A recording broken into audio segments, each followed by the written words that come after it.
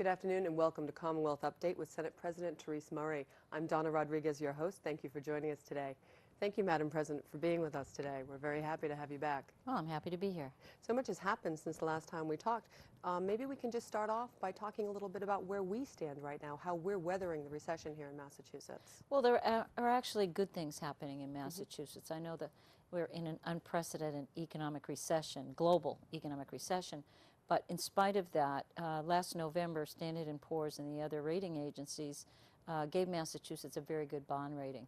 So we are much better off than most other states in that cost of borrowing, our bonding costs are much lower, and we've been able to refinance our debt, and we're going to continue to do that very, very soon with some additional debt. So that and the fact that we've added a lot of very high-paying life science jobs because of our investment in the life science industry and our green technology industry.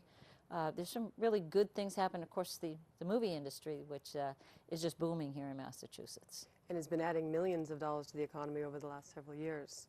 I believe Mass Film Office was just saying a direct monies coming from the film industry since '06 is up to $41 million in taxes. And that's direct. Then you look at all the ancillary. This is such a labor-intensive industry. And people don't realize last winter when they were filming on the Cape that the hotels and motels on the Cape, who normally wouldn't have had people in their beds in those rooms, they were booked. The restaurants were booked, the catering companies, the art museums lent art, the antique stores lent antiques. Oh, they rented. They rented. The cleaners, the hairdressers, the beauticians, the estheticians, the spas, everybody benefited from having this industry. And if you can think of even in Boston, when they just did the chase scenes last fall for a movie they're doing here, the automotive industry, the auto repair industry, they keep wrecking these cars, putting them back together and filming them again, or shooting them again, whatever it's called. It put people to work, people who haven't worked in a while, and the trickle down for that has been very good for Massachusetts. It's been over 6,000 jobs. That's right. Since 2006, and that's without having film companies permanently based here yet. If we had the infrastructure, if we had the sound studios, which have been planned in Boston and Plymouth and Weymouth, then we will make far more in revenue for the Commonwealth, and we will create far more permanent jobs. So moving forward, really encouraging the businesses to keep coming back to Massachusetts as we're putting together our infrastructure. Absolutely. We're already going to have working relationships. And animated, because there's a lot of animated films now too. Huge interest in putting permanent animated structures in the South Boston waterfront. Now, would you like to talk a little bit about the discussion regarding the tax credit for films in Massachusetts? There has been a proposal by the administration to cut that tax credit, and some critics. I would just totally disagree with that. First of all, the argument is to keep a consistent tax policy for businesses. So you don't put something in place one day and say that this is what the Massachusetts is going to do, and 3 years later change that. Because people have made investments based on your consistent tax policy, just as we agreed when we put this together with a number of other tax breaks 4 years ago. We said we'd lower the corporate income tax every year. We began this January. It dropped. It'll drop again over the next 2 years in January of each year. We need that consistent policy for people to invest in Massachusetts and keep jobs and create jobs here. And businesses coming into Massachusetts, when they have choices of anywhere they could go, if they know that they can depend on set policy and a government that's working with them to help to build their businesses, that's going to encourage more companies to come to Massachusetts. That is extremely important, not just encouraging new companies to come here, but having the companies that we have here. We have a lot of very successful small businesses that in this recession, haven't been able to add to their workforce because of the cost of adding new employees, and they don't know what's going to happen. So the one thing you have to do is you have to keep the tax policy consistent so that they know, as they plan for the next year or a 5-year plan or whatever it is that they do, that they know what they can base their future and their economics on.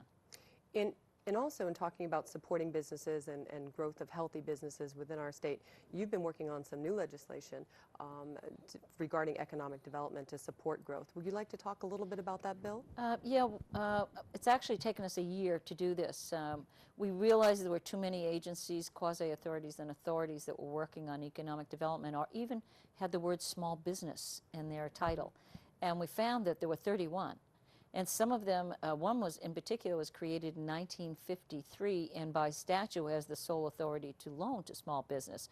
Surprise to us, with two, with investors, I mean boards that we knew nothing about. So as we went through and we questioned each one of these and said, what's your mission? What was your mission statement? When did you start? How did you evolve? Many of them aren't even doing the missions that they were formed to do. So we are reorganizing all of those into much smaller group of organizations.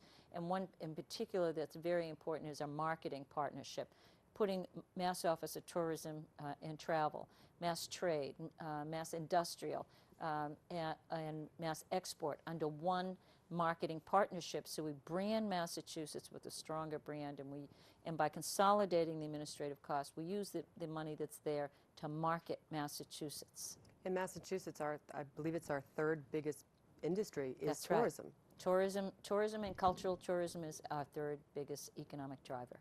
So being able to pull all of these agencies together so it's a consistent brand, it's a consistent statement, and co-opting the monies, they're going to be able to do much more with them. Yeah, and if you're marketing particularly overseas, and the dollar's so weak now that we should be marketing overseas, the euro is so much stronger that it's much more attractive to have one voice, whether you're doing trade or whether you're doing tourism, one voice, one brand, and you get more bang for the buck, and that's where we really have to focus right now.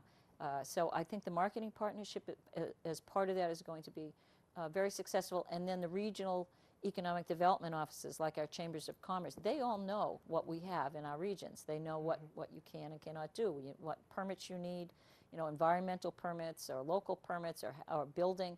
They know on the local level. So there should be one port you come into on the state government level that directs you to the place where you can grow your business if you're outside Massachusetts, or you can expand your business if you're inside Massachusetts, and have that one person, that one contact follow you through the whole process. That does not happen now.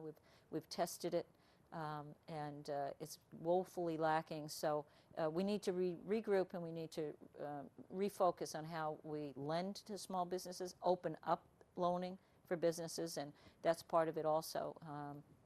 And I think that will change the way people look at us, and it'll make it easier to do business and keep our small businesses here. And to support them. Absolutely. In addition to this bill, I know you've spoken about there's several other key things that you're looking towards in moving forward to help to support the small businesses and all business in Massachusetts. And there's also one law that's already been passed by this legislature to do that. Well, people say three rungs of a stool, but it's not. This is a full chair, 4. The first thing we did was we froze the unemployment insurance rate so that small business, or all businesses, wouldn't have to pay the additional amount in this terrible recession we're still in. But no, we're thank God, no longer in free fall. The second is changing the way we look at economic development and loans to businesses, and freeing up capital for businesses. And the third is tax credits and incentives for businesses to stay here and grow here. And the fourth, of course, we cannot create any jobs unless we get a handle on the cost of health insurance.